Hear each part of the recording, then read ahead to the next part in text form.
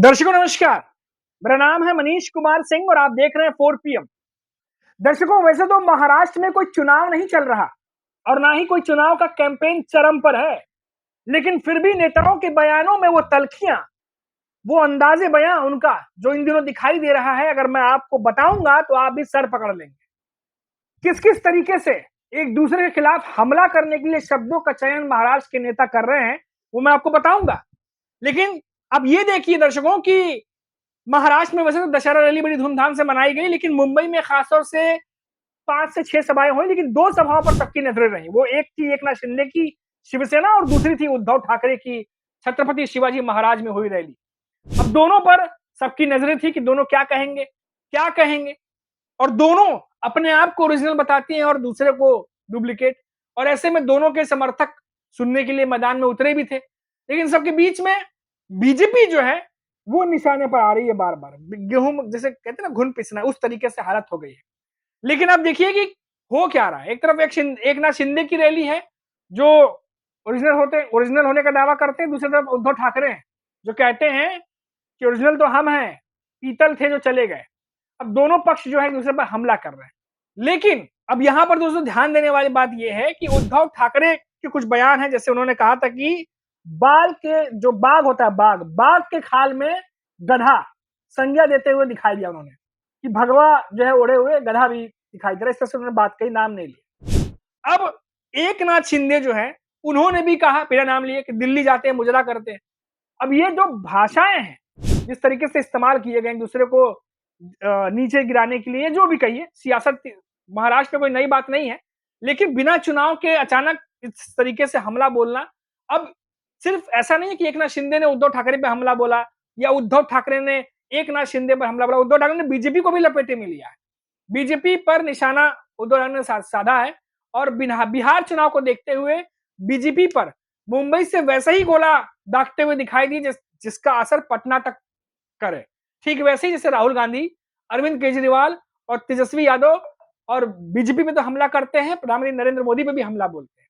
उद्धव ठाकरे का अंदाज भी उसी तरीके से है। ऐसा क्यों होने लगा? आखिर देवेंद्र फडणवीस के साथ जो उद्धव ठाकरे की मुलाकातें हुई थी, उन मुलाकातों का क्या हुआ? ये भी सवाल हो रहा है कि जब इस तरीके से दुश्मनी है, मन में अभी चीजें हैं कि बीजेपी को भी निशाने पर लिया जा रहा है। एकनाथ शिंदे उद्धव ठाकरे की दुश्मनी तो किसी छुपी नहीं है। उसके बावजूद क्या हुआ उन मुलाकातों का, जब लग रहा था कि साथ आ जाएंगे? हाल ही में एशिया कप देखने वालों को देशद्रोही बता चुके हैं उद्धव ठाकरे। उद्धव ठाकरे दशहरा रैली में सोनम वांगचुक की गिरफ्तारी को लेकर बिहार में हुए एसआईआर यानी विशेष गहन पुनः निरीक्षण तक बीजेपी के नेतृत्व को घेरा है। उद्धव ठाकरे कहते हैं कि देश में अधिकारों के लिए या न्याय के लिए लड़ना पूरी तरह से अपराध और देशद्रोह बन गया है। और सीधे संघ नेतृत्व से बीजेपी को लेकर सवाल पूछा कि क्या आप आरएसएस के 100 साल के प्रयासों के बाद ये जो जहरीला फल जिसको भारतीय जनता पार्टी के बारे में उन्होंने कहा है कि क्या आप संतुष्ट हैं? फिर बीजेपी को अमीबा जैसे बताते हैं। उद्धव ठाकरे का कहना है कि बीजेपी अमीबा की तरह है जो सत्ता के लिए कहीं भी फैल जाती है। शिवसेना यूबीटी के जो नेता है, प्रमुख है उद्धव ठाकरे का आरोप है कि नगर निगम चुनावों से पहले बीजेपी फिर से हिंदू मुसलमानों के बीच फूट डालने की कोशिश कर रही है। अमीबा का उदाहरण देते हुए उद्धव ठाकरे का कहना है जैसे अमीबा के शरीर में घुसते ही पेट में दर्द होता है, बीजेपी के समाज में प्रवेश करते ही जो शांति है वो भंग होती है। ये बात उद्धव ठाकरे जो है कहते नजर आए। अब देखिए दर्शकों, ये उद्धव ठाकरे जो है, उद्धव ठाकरे के मुंह से ये सब फिर से सुनना थोड़ा अजीब लगता है, क्योंकि कुछ दिन पहले ही महाराष्ट्र के मुख्यमंत्री देवेंद्र फडणवीस के साथ उद्धव ठाकरे, आदित्य ठाकरे की मुलाकात जो है वो उनका दौर चल रहा था। ऐसे में नए समीकरण बनते दिखाई दे रहे थे, लेकिन फिर से जब हमला बोला तो लगा कि नहीं, अभी भी उद्धव ठाकरे वैसे ही हैं जैसे लोकसभा में थे, विधानसभा में थे, और जो वो बात कहते थे कि वो बीजेपी के साथ जाने का सवाल पैदा नहीं होता, उस बात पर अभी भी अड़े हुए हैं। दशहरा रैली में ही उद्धव ठाकरे एक सर्वे का जिक्र करते हैं और महाराष्ट्र के मुख्यमंत्री देवेंद्र फडणवीस को निकम्मा और नकारा बताने की कोशिश करते हैं। उद्धव ठाकरे का कहना है कि कभी महाराष्ट्र के मुख्यमंत्री टॉप 5 में आते हैं, लेकिन आज देवेंद्र फडणवीस 10वें स्थान पर है।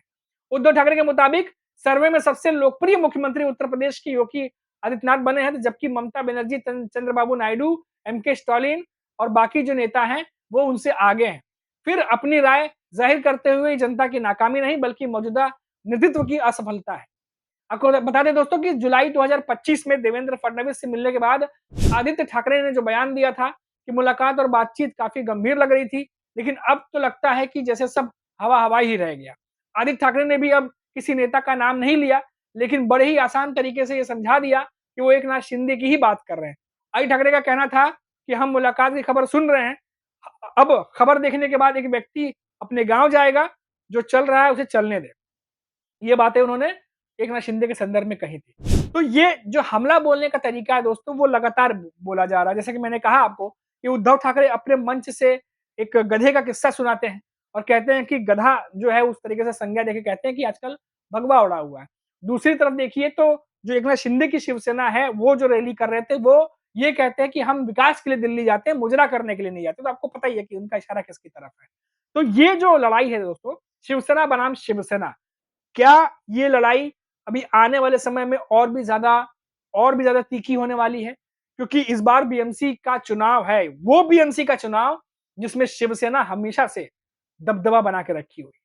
अब एक तरफ एकनाथ शिंदे हैं जो ये कहते हैं कि उनकी शिवसेना जो है वो जीतेगी। दूसरी तरफ उद्धव ठाकरे हैं, जो काफ़ी समय से बीएमसी पर दबदबा बनाए हुए हैं, वो पीछे हटने को तैयार नहीं और काफ़ी कुछ इस बार दांव पर भी है। क्योंकि लोकसभा में महायुति यानी बीजेपी एकनाथ शिंदे, अजित पवार को हराने के बाद महाविकास अघाड़ी का जोश हाई था, लेकिन विधानसभा में चीजें पलट गई।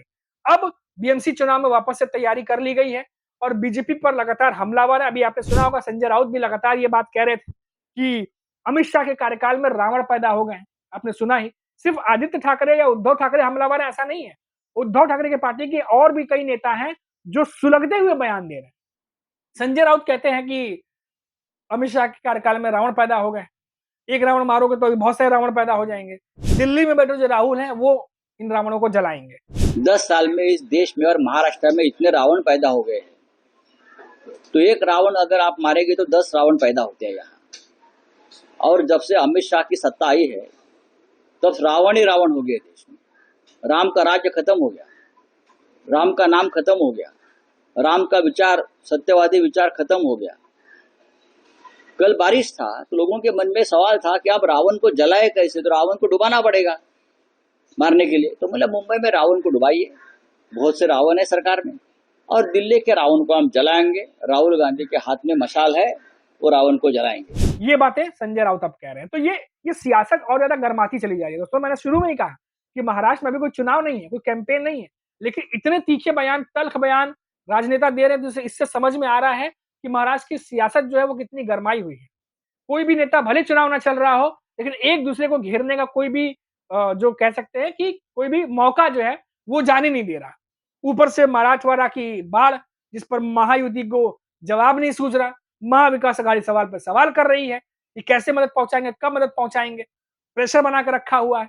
दूसरी तरफ अब देखिए कि बीजेपी के ही पार्टी के नेता कभी मराठा आरक्षण को लेकर के सवाल पूछने लगते हैं, कभी ओबीसी के आरक्षण को लेकर सवाल पूछने लगते हैं, कभी किसानों की हालत को लेकर सवाल पूछते हैं। तो ये महाराष्ट्र की स्थिति है इस समय।